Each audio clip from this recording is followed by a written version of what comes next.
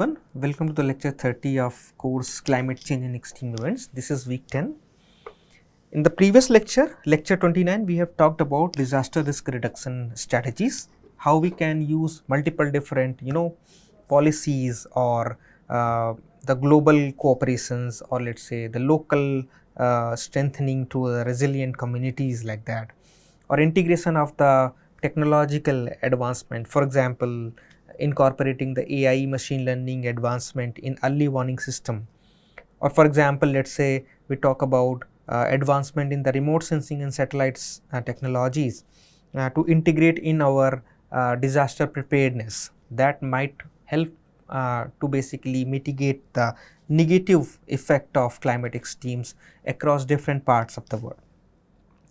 And we have also talked about multiple challenges which we have to think about how we can overcome those challenges in order to implement a successful disaster risk reduction policies or strategies in a certain region.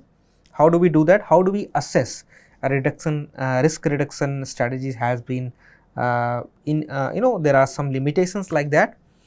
We basically look into the historical data set, historical implementation strategies, what is their outcome, how many people have been affected or basically saved from implementing a certain strategies there, and what is the negative consequences of that strategies. So based on all these historical learning, we can think about improving that strategies further based on technological advancement or communities resilience or local information sharing, so that we can have a better disaster risk reduction adaptation policies or methods, and that can basically help to reduce that negative consequences of climate extremes in different parts of the world. So that we had discussed about in lecture 29. In this lecture, we will primarily focus on the adaptation policies for climate extremes. So there are several policies which has been built up and formulated, and that has to be what is their role on climate extremes. We will also talk about some sort of case studies, how they have done some sort of analysis on, let's say, implementing some certain case studies on different region, and what is their learning, so that we can think about applying those similar, not exactly similar, but it is regional curated or based on regional demand or basically that particular regional susceptibility or vulnerability. We can think about those kind of the strategies in different parts of the world like that.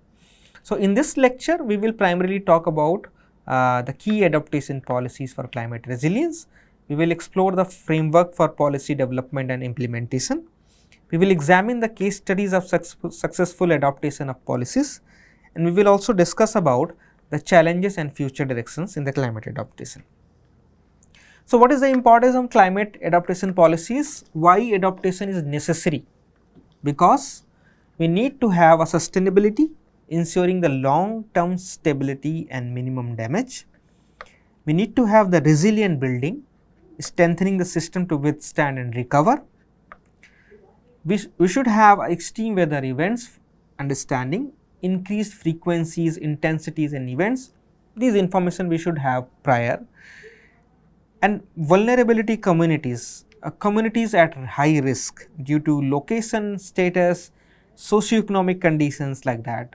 Therefore, the adaptation is necessary. What is the role of policies in climate adaptation?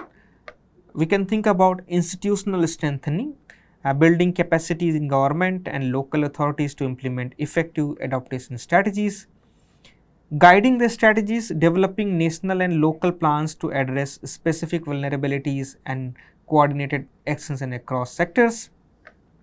And there is a financial support, which means unlocking the financial resources and engaging the private sectors to fund adaptation projects like that, or corporate social responsibility funds, for example. So what is the basically steps involved? We have to think about preparation of the ground for adaptation, a report where basically we look into it, the risk, vulnerabilities of climate change. Then we will list all the identified adaptation options, that are the alternatives. Okay, this is the alternatives if you adopt, what could be our financial need, what could be our damages or what could be our negative consequences like that. So, that is the adaptation options.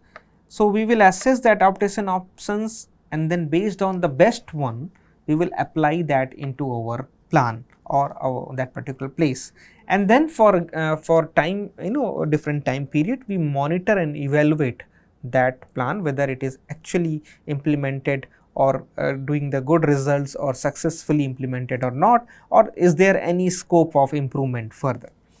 So, that has to be done like this. These are the steps. Now, what is the International Climate Adaptation Frameworks? We talked about UNFCCC. Basically, it is a framework which provides global coordinations for addressing the climate change, global adaptation efforts. It is also developed versus developing countries dynamic. It also tells about what is the key mechanism, national adaptation plans, adaptation of communities, annual conferences and parties, so that we can have some sort of COPs or COPs review meetings. We can address several different types of challenges there. Climate finance, adaptation funds and green climate funds, that is the financial source they can provide.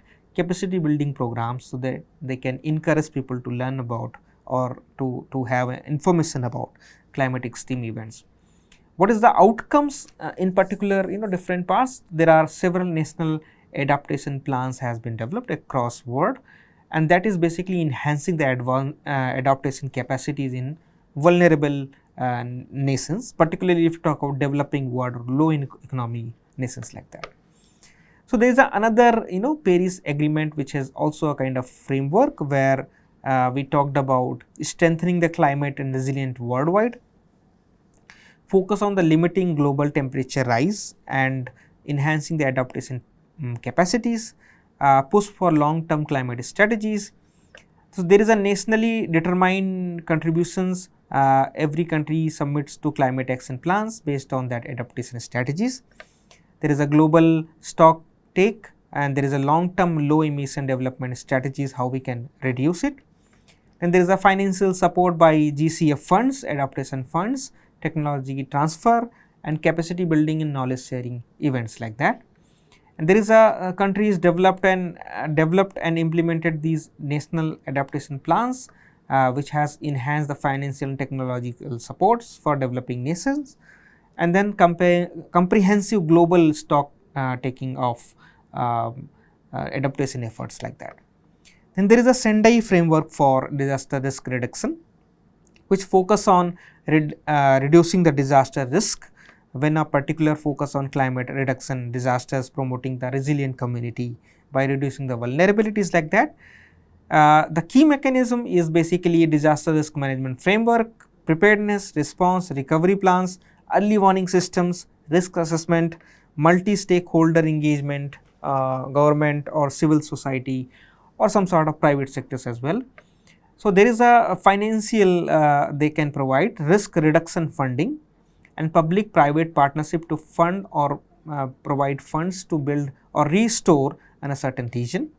Capacity building and local communities and governments, that is basically also they are providing for capacity buildings or training and workshops like that. Improve the disaster risk management in a context of climate change, that has also increased the resilience, climate related disasters, floods, wildfires or multiple different climatic extremes. They have also strengthened the community resilience and reduced loss of life and properties. So, that is the overall key outcomes from these types of frameworks. So, these are the three frameworks we have developed. There are multiple others as well. So, there is a national adaptation policies which are emerging from this framework. For example, sectoral adaptation strategies. We can think about agricultural reform, we can think about infrastructural reform, we can think about water reform. So, in agricultural reform means farming techniques, drought resistant crops and seeds, water management. Infrastructure reforms means climate proof buildings, transportation systems. Water reforms means we are talking about those infrastructure buildings which are save water or store water during the drought period, or let us say facilitate the water from one place to another place for transportation, or let us say for irrigation purposes, water scarcity reductions, conservation practices, whether it should be natural based solutions or some sort of infrastructural based solutions like that. Then there is an integrated climate risk management, comprehensive risk assessment and cross sectoral planning, that is also part of national adaptation policies and strategies. So, this is a case study 1. We are talking about a Netherlands delta plan. So, Netherlands is very famous for the high sea level rise, flooding, coastal floodings like that. So, sea level rise has threatened the threatening the rising ocean levels in that particular region, and therefore, we have seen there is a flood risk, vulnerability to flooding events, and because of this people have started thinking about developing some sort of flood preventive structures, which is dams, to block water flow in the cities like that. They have also talked about different types of gates and controls. For example, during the high flow situations, we can open that dams so that we can release the water and we can reduce the pressure on certain infrastructures. And there is some sort of mechanism for navigate the flood controls, and also they have implemented some sort of earthworks for prevent water intrusions. Water intrusion means seawater, freshwater intrusions, where we can have contaminated groundwater or surface water because of the seawater or brackish or brine waters like that. So, based on this delta plan, what is the coastal and water management strategies? They have started this delta works, they have some sort of different land reclaim projects, they have a flexible approach to adaptive water management, they have started thinking about programming a program allowing the control flooding and protect cities and measure the management excess the rainfall and urban floodings like that. What is their flood management outcomes was reduce the vulnerabilities because of these different structural and non-structural measures. They have increased the climate resilience of the city, so that they have updating the flood management system for climate change scenario. There is an international leadership which is also shares its water management expertise with the vulnerable countries like that, so that they can also learn from this particular model and they can implement in their countries as well, so that they can save from the negative consequences of these floods or climatic extreme events in those regions. Infrastructure and water management in Netherlands is one of the outcome we have. So, storm surges, barriers, dikes and floodgates, some sort of low lying land reclaimed from water, and then we have rooms for river, so flood management program. So, these are some sort of the programs they have launched to apply all these flood management outcomes in this particular region, and they have got some sort of results like that. Then there is another case study of Australia's heat waves adaptation policy. So, heat waves are basically rising temperature basically, then basically because of these heat waves we have seen that there is a health risk. The people have reporting severe health risk and severe types of diseases like that.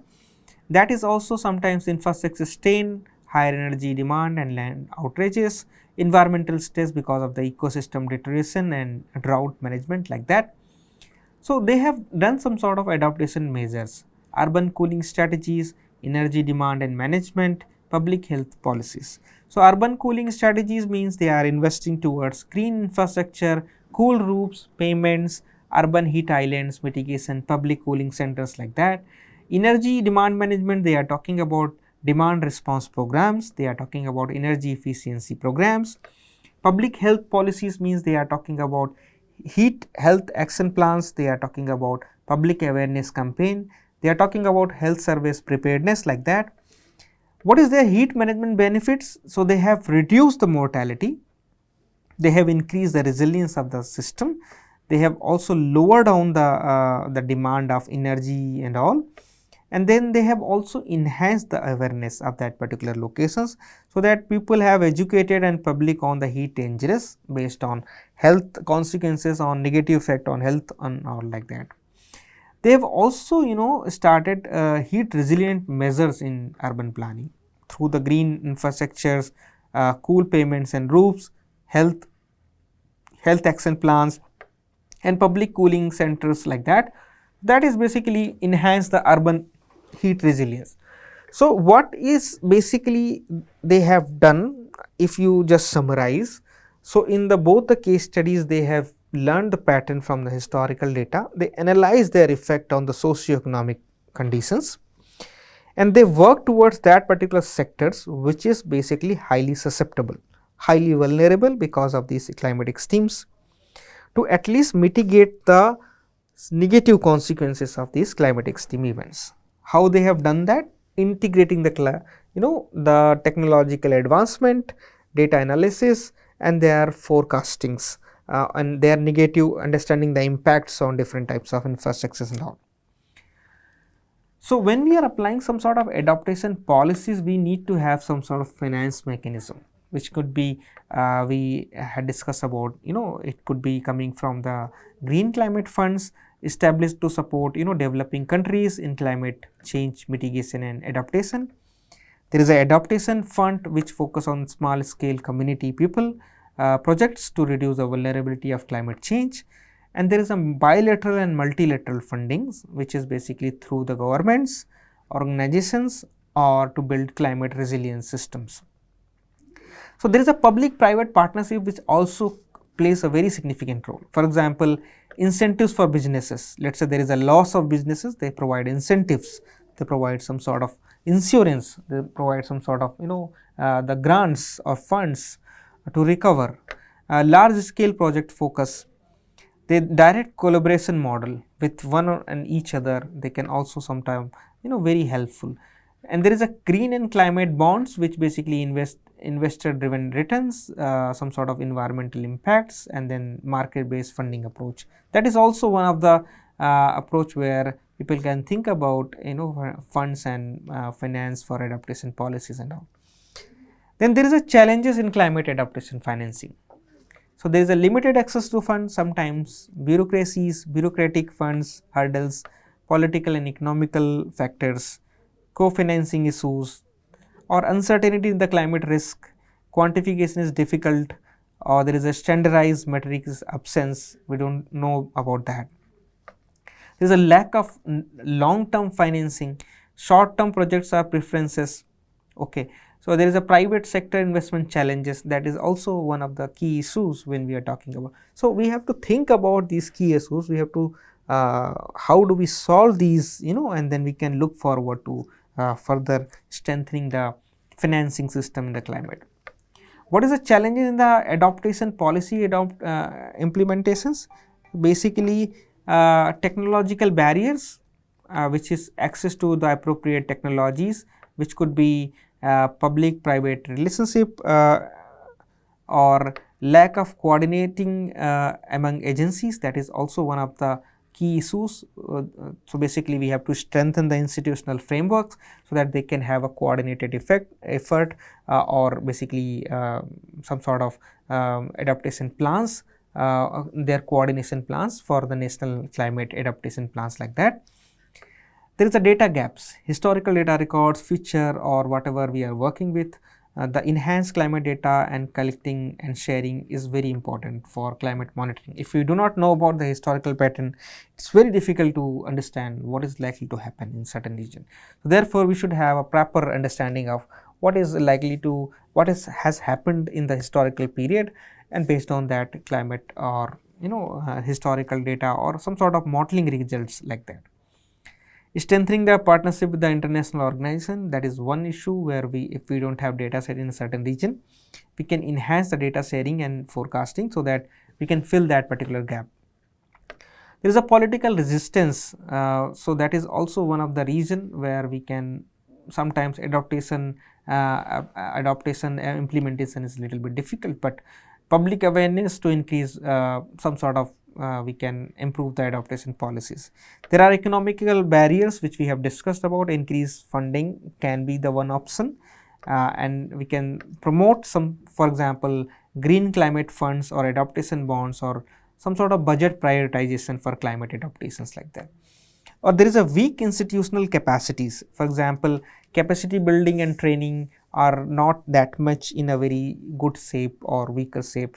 That is basically needs some sort of training, educational understanding, or let us say technical advisory boards, bodies for climate actions that can be helpful to improve that situation further.